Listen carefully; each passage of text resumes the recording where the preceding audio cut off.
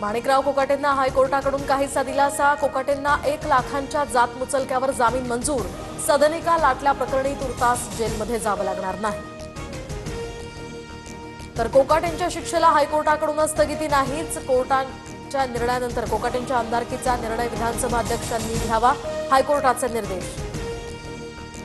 हायकोर्टाच्या निकालाची प्रत प्राप्त झाल्यानंतर कोकाटेंच्या आमदारकीवर निर्णय घेणार। आमदारकी ठेवायची की रद्द करायची या संदर्भात विधिमंडळ निर्णय घेणार, सूत्रांची माहिती।